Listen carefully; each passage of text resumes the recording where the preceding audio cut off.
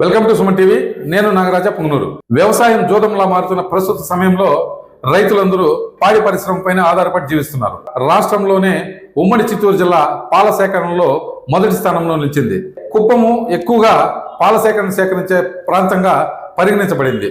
ఇందులో భాగంగా ఇటీవల పాలను సైతం కల్తీ చేసే కేటుగాళ్లు అధికంగా మొదలయ్యారు. అధికారులందరూ అప్రమత్తమై పాలలో కల్తీలను అరికట్టాలని కొందరు కోరుతున్నారు. అదేవిధంగా రైతాంగం నుంచి సేకరించే పాలు ఎక్కడికి వెళ్తున్నాయి, ఏ విధంగా వాటిని విక్రయిస్తున్నారు, అలాంటి వాటిని కూడా అధికారులు చూడాలని ఇక్కడ రైతాంగం కోరుతున్నారు. దగ్గరలో ఉన్నటువంటి పాల చిల్లింగ్ కేంద్రాలకు వేసిన రైతులు ఏమంటున్నారంటే, పాలను కల్తీ చేసే వాళ్ళని ఖచ్చితంగా వారిపై కఠిన చర్యలు తీసుకోవాలని వారు కోరుతున్నారు. పాల సేకరణ, పాల రైతుల గురించి ఇక్కడ వారిని వివరణ అడిగి తెలుసుకున్నాం. పదండి. నా పేరు రవీంద్ర కుమారు, చౌడేపల్లి గ్రామము, చౌడేపల్లి మండలము. మేము 10 సంవత్సరాలుగా పాల కలెక్షన్ చేస్తుంటాము. రైతుల దగ్గర స్వచ్ఛమైన పాలు డైరీకి పంపిస్తున్నాము. ఇట్లా కల్తీలేవి మా దగ్గర జరిగే ఆస్కారం లేదు. మొత్తం రైతుల కలెక్షనే మాది. చౌడేపల్లి పట్టణం నుంచి ఎంతమంది వస్తారు? మనకి ఒక 70 మంది వస్తున్నారు. ఇప్పుడు 10 మంది ఒట్టిపోయినాయి పాలు. ఆవులకు ఫీడ్ మంచి చెడ్డ అంతా మీరు ఇస్తారా? లేదు, వాళ్ళంతకు వాళ్ళే తెచ్చుకుంటారు. మేమేం ఫీడ్ ఏమి ఇవ్వడం లేదు. వాళ్ళ డబ్బులు వాళ్ళకి ఇచ్చేస్తాం, వాళ్ళు ఫీడ్ వాళ్ళే తీసుకుంటారు. రోజువారీ ఎన్ని లీటర్లు? నాకు 200 లీటర్లు వస్తాయి, సాయంకాలం 190 లీటర్లు వస్తాయి. నా పేరు సాయి కిరణ్, మా చౌడేపల్లి మండలం, చౌడేపల్లి విలేజ్. మా పూర్వీకుల నుంచి పాడి పరిశ్రమ మీద ఆధారపడి మా కుటుంబం జీవిస్తున్నది.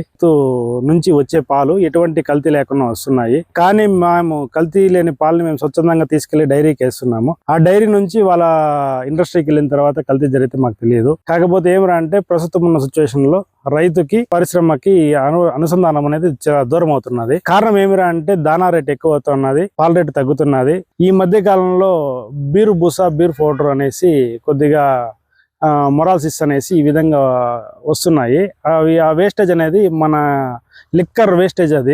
అవి వాడడం వల్ల ఆవు ఏమవుతున్నదంటే, ఆవు కానీ గేదె కానీ వాటి కాల పరిమితి తగ్గిపోతూ ఉంది. మినిమం అంటే ఆవు ఒక 15-20 సంవత్సరాలు జీవిస్తూ ఉండింది. ఇప్పుడు ఏమంటే ఆవు పరిమితి ఒక 7-8 సంవత్సరాలకంతా దాన్ని కాల పరిమితిని కోల్పోతూ ఉంది. మరి నెక్స్ట్ ఏమరా అంటే, ఆవులో ఉన్న పోషకాలు, లవణాలు అన్నీ తగ్గిపోయి ఆవు వీక్ అవ్వడము, మన శమన్ తీసుకోవడము 3 మంత్స్కి ఒకసారి, 6 మంత్స్కి ఒకసారి ఎదకొస్తుంది.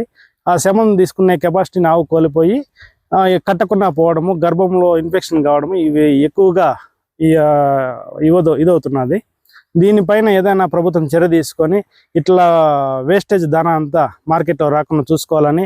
కల్తీ అనేది పాల్లో రావడం లేదు, దానాలో కల్తీ వస్తుంది. దీనివల్ల ఈ పాలు మన చిన్నపిల్లలు కానీ ఇలాంటి వాళ్ళు వాడడం వల్ల వాళ్ళకి మేధాశక్తి అనేది తగ్గిపోవడం జరుగుతుంది. ఈ రైతులకు సప్లై వస్తున్న రైతుకు తెలియదు దేంట్లో కల్తీ ఉంది, ఏమి తెలుసుకునే టెక్నాలజీ మన రైతుకు లేదు. అది ఉంటే మన దేశం ఎంతో డెవలప్ అయ్యింది. ఇప్పుడు ఏమంటే, రైతుకు తెలియని వల్ల ప్రతి ఒక్కరు రైతును మోసం చేస్తున్నారు. రైతు ఎవరిని మోసం చేయలేడు.